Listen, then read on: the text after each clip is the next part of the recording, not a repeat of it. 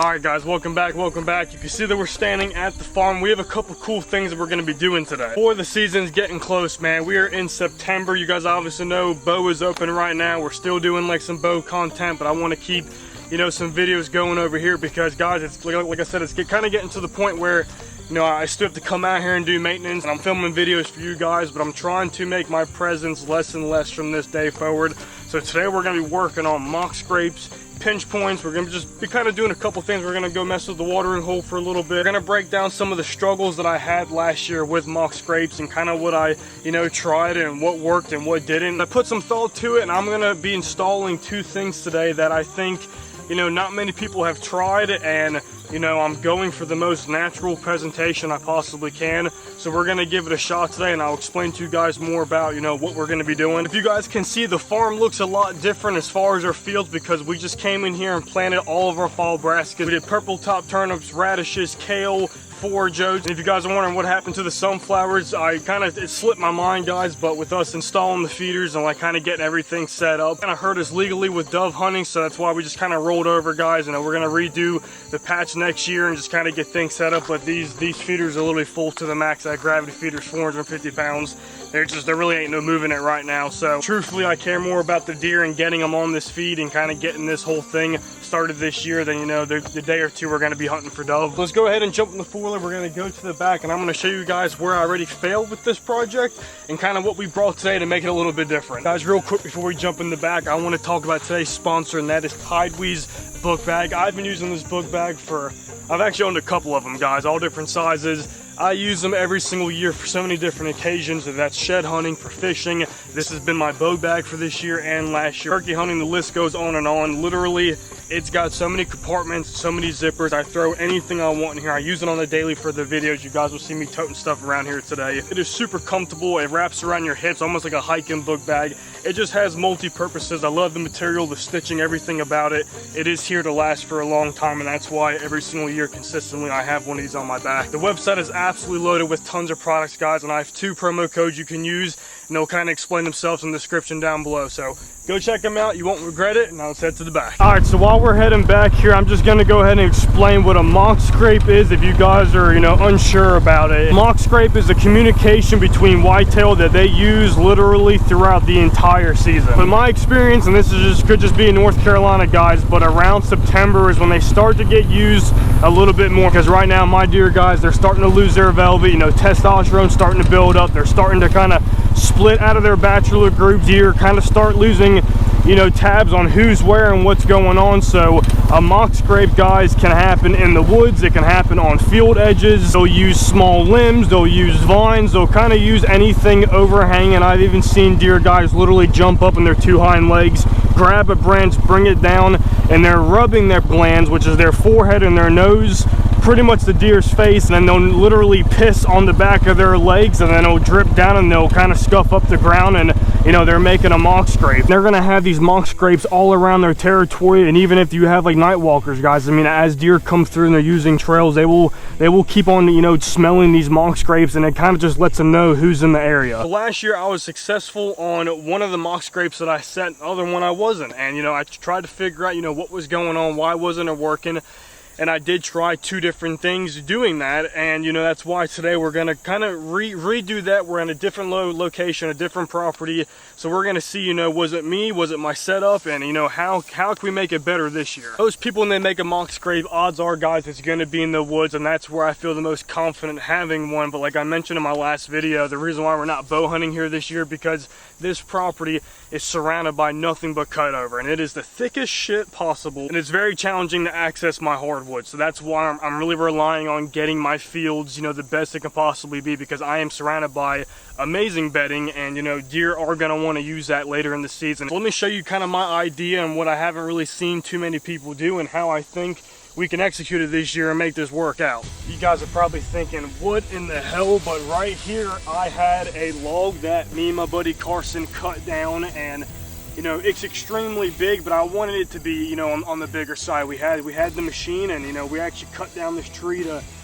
use this. But where I failed is that because of the size of this limb, I think we cut it way too short. The weight of this thing, I'm gonna have to have it buried at least 2.5 foot in the ground. So I'm gonna have to scrap this idea, but you guys can see I am trying to mimic an overhanging limb that is, you know, on the field edge. I'll explain more on what we're gonna hang and like the whole experiment of this, but long story short, we're gonna have 2 of these limbs in the front field and we're gonna have 1 in the back field. I need to hook this joker up and get it the hell out of here because like I said, it's not gonna work. So guys, let's do that really quick. So we're starting fresh and then we're gonna go up to the truck. I'm gonna show you guys what I did cut down or positioning, and we're gonna get rolling into this video.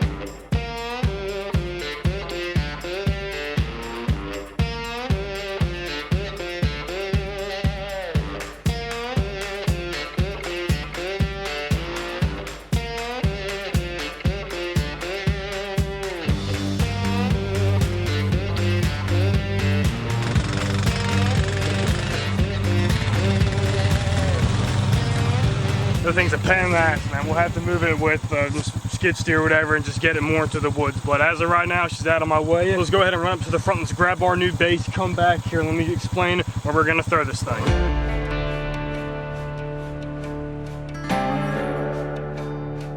All right, a long, slow drive, but we're in the location, guys, that I think I want to do this. So the majority of, I think, my deer activity comes from the back of our property. Just going off of my bachelor groups and how I know they enter this field, it's from that small section, this larger section. Our swamps are kind of that way, but it's all a pinpoint, man, because they're all coming to this area. What I want to try to do better this year is put this mock scrape where the deer really don't have to go out of their way to travel. They're pretty much some way, somehow are going to be in sight to come over here and want to check it. Most of the time when deer enter a field, they really kind of hang the outskirts of it until they have, you know, their route of where they're trying to go. They'll normally go to that site, and then if not, take the same route back. They might have an exit route going out a different way, but you know, I want to keep that chain loop kind of going. And once one deer hits this, guys, it's a chain reaction. Like, you don't really have to worry about it only being one deer that hits it. They're just gonna know to come up to and check out really what's going on. So I have a ton of trails that are going in and out of this. I have an old logging road that's literally probably about 30 yards down this whole wood line. Now, I feel like no matter where the deer come out of this location, odds are they're gonna wind up walking down, you know, this field edge and hopefully hit this mock scrape. Go ahead and unload everything. I'm gonna scout a little bit more to kind of figure out exactly where I want to put it, but it will be somewhere between here and here.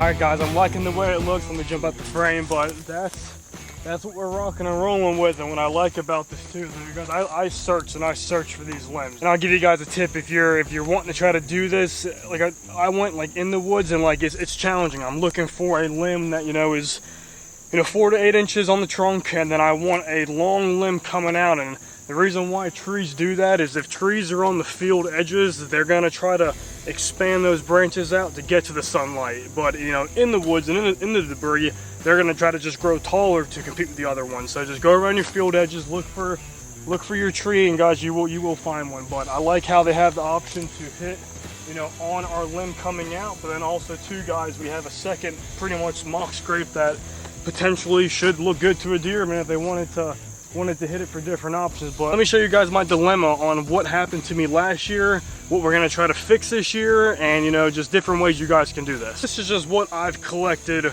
over the years of doing this. Like, there's just certain things that I've noticed these whitetail, you know, choose to do with. Like when they want to rub on a tree, I noticed that, you know, pines aren't the best because, I mean, they hold a lot of sap. It's kind of sticky to them, but I've seen them do it before. Really dense hardwoods like cedars, oaks, you know, I've gotten the most attention on those. But as far as like scrapes, like holly trees, for some reason, the leaves that were prickly at my buddy's farm, they hit on those the most. I hit on multiple different things, but what I got my deer to hit on the most was this right here. Slim picking in my area, but these are just vines that grow off the trees. I cut down a bunch of different sections of this stuff. This is about the size that I use, that I've gotten the most attention on. I also tried a product that people like to use, which is a hemp rope. Now, hemp rope, the hemp, it's an all-natural rope. There's no waxes, there's no scent on it, and that really seems to be the best type of rope that you can use for that, because I did not get any deer to hit on that. We tried it at my buddy's property, we tried it at my farm, and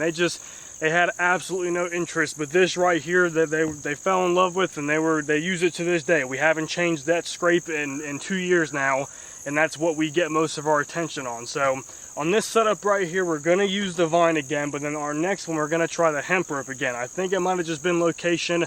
It might have been the wrong height. I've seen people kind of make this at like nipple high, but I'm 6'2", guys, so like it might do a little bit lower. But I mean, I've seen people hang them this whole entire thing, and they still come up to it and they hit it. So it's all preference, I think, on how the setup is. I think my limb is actually a little bit low. I wish it was a little bit taller. So we're definitely going to shorten this down a lot, but you know, I'm going to get it to where it's right in their face, maybe about 8 inches underneath, you know, the deer's chin. You know, I want does and bucks to react to this. I mean, guys, even fawns will come up to this and play with it. So, you know, I want to get it to height with everything. It takes one deer to start this chain reaction, and then it's just going to take over. Go ahead and hang this up. I'm going to show you guys a scent that I am going to use, hopefully just to get one deer to, you know, to get the interest to do it. And then, like I said, once that starts, you don't need to do that anymore. So let's hang her up.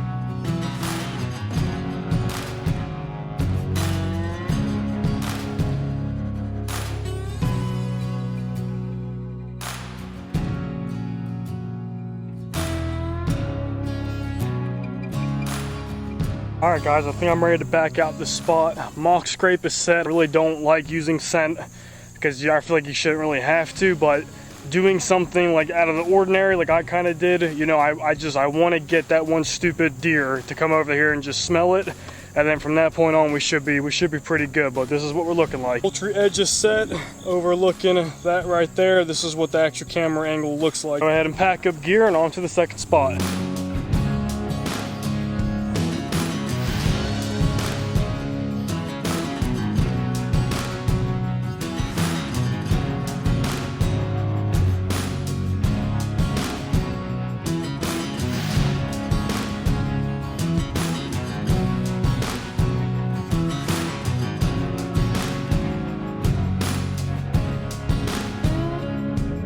So you guys can see I did something a little bit different on this one, and I tucked it more into a scrape that I potentially think is going to be used either way, because this is probably like the only low-hanging limb we have on this front field. I'm just not gonna lie, guys, I don't have confidence in the rope. I've never been able to make it work, but that's why I want to attempt it, and that's why I'm really trying to like hide this one the best way I possibly can, having this hanging into like another natural kind of scrape. Yeah, I think my chances go up by doing that. But yeah, once again, this is hemp rope. It's old, she's been in the weather for a while, but guys, when I say I've never even had a deer come near this, I mean it. Don't know why, but we're gonna try to change that this year. Let's go ahead and hang her up.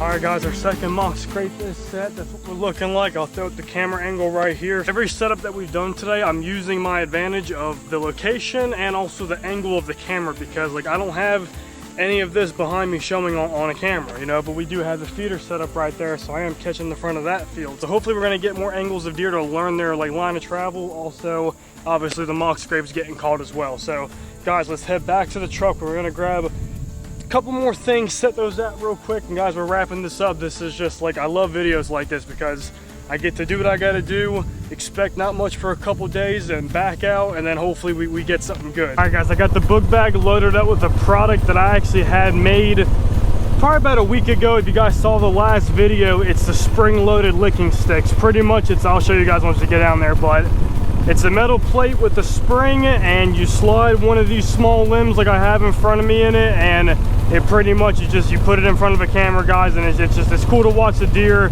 you know, actually rub on something that you put there. The main purpose is the reason why we have a spring, because when the deer's rubbing his head back and forth, you know, the spring kind of acts and, you know, kind of pushes back at them, and they get pretty pissed off at it, try to rip it out the ground, and you got these two long metal stakes that go with it, and trust me, they ain't gonna get it out the ground, and it's just fun to see them go at them. But they're amazing to put into food plots if you have a way to kind of slip it in front of the camera by the feeder, which is what we're gonna try to do down here at the first spot. It's really fun to watch, and too, it kind of keeps the deer, you know, in the fields a little bit longer. It gives them something to go do. You know, if one really likes it, he'll consistently will keep doing it. I got it made up with all metal. It's a long-term thing, and these are the stakes that you use to do it. So I'm putting out 4. One of them's going in this field, or maybe 2 in this field, because this is about 3.5 acres. I'm gonna put 1 over there by the watering hole, and I'm gonna put 1 in the front field. So they're dispersed pretty good. And guys, it's just a sapling. I mean, you can't really overdo it with these, especially for how much food plot I truly have. But let's roll to the time lapse and get them installed.